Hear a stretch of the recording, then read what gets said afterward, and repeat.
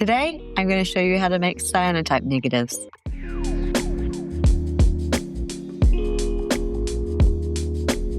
First and foremost, cyanotype negatives need to be printed on clear transparency sheets.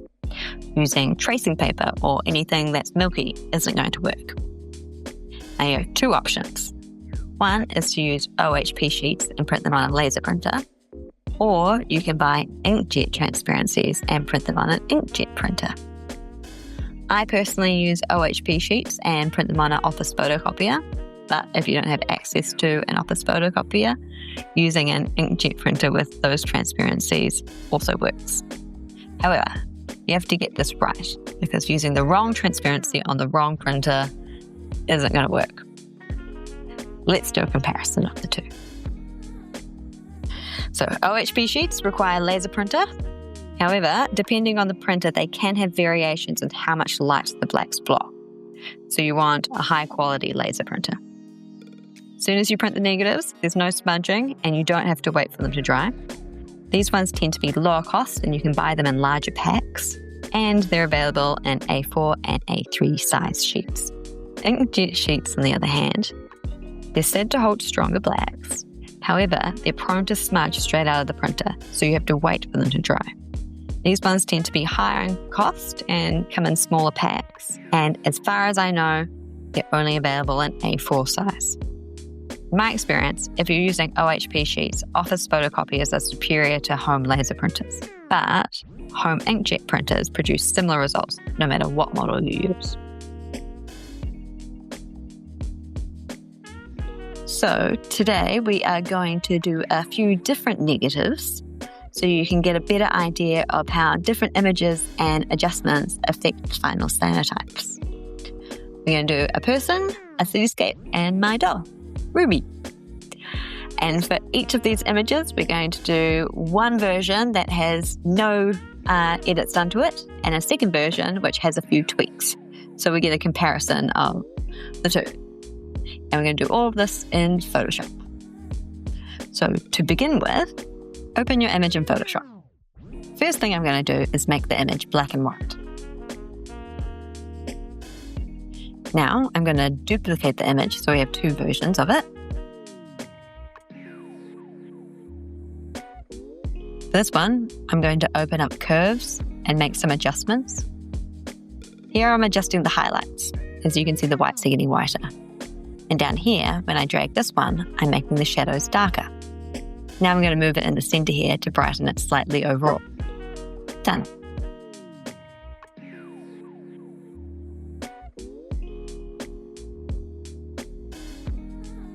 Now we're going to turn them into a negative. We're going to open a new A4 blank page, and we're going to drag this ruler across so I can see where the center of the page is. Now I'm going to drag those two images onto the page and adjust them to fit.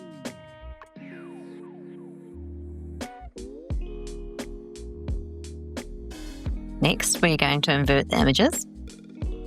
And now, because negatives print backwards, we're going to flip the image. Finally, we save the page as a PDF. So that one's ready to print, and now I'm going to do the next two.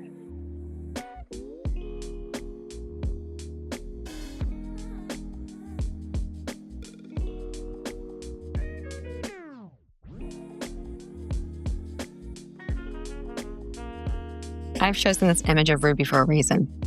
She has a lot of black fur, so if we want to show more detail, we're going to have to make areas a little brighter, yet retain the blacks. Images with a lot of dark areas tend to be the trickiest, as you can lose detail. Because I'm only going to do parts of her fur, I'm going to use the Dodge tool. The Dodge tool lets you lighten areas and lets you choose whether it works with shadows, midtones, or highlights. Conversely, if you have an image that needs certain areas darkened, you can use the Burn tool, which will darken lighter areas. As you can see with this before and after, her face is now a little lighter. Hopefully that's enough. Now we'll turn this one into a negative and we're all done. At this stage, we can only hope that the adjustments we made are going to bring out more details in our final prints. When you first make negatives, it's a bit of a guessing game. But fortunately, Cyanotype is a really forgiving medium, so you don't need the perfect negative to get cool prints. So don't stress too much.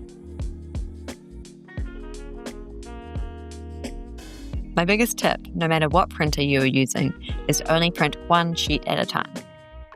If you load the printer with a stack of transparencies, you'll almost definitely jam the printer. We will skim through this part, but if you aren't confident in making cyanotypes, I have another video on how to make them step by step that you can check out.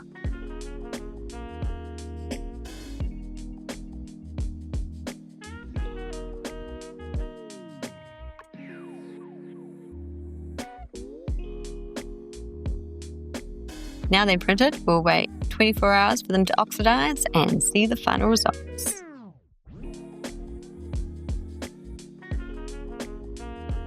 Okay, here we are. So, let's have a look. The image on the left is the one that we didn't make any adjustments to, and the one on the right is where we adjusted the curves. And there is quite a bit of variation between the two of them. We're getting a lot more detail in her dress in the unedited version, but we are getting nice and light sunflowers in the one where we did do the adjustments. Personally, if I was to make this negative again, I would keep her dress and face a bit darker, but bring out the sunflowers a whole lot more. To the sky tower. They look pretty much the same. Okay, so the unedited one on the left, we've got a bit more detail in the trees there and in the road, which is nice. If I was to do this one again, what is missing is really the sky tower and the sky. So that whole sky area would need to be darkened, which is easy enough to do. This image to begin with was quite high contrast, so it obviously just didn't need much adjustment.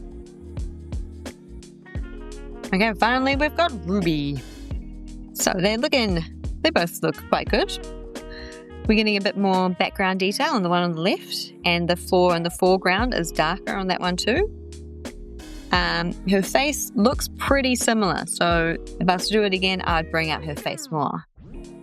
However, you can see, though subtle, the one that we did the adjustment on, her eyes are looking much brighter, which I think it actually makes quite a big difference. Fur, not so much. Eyes, yes. Every image is going to be a little bit different. Some images are going to require more editing than others. But hopefully this tutorial has given you a better idea of how to go about that. And if you found this video useful, please like or subscribe for more cyanotype tips. Thanks for watching.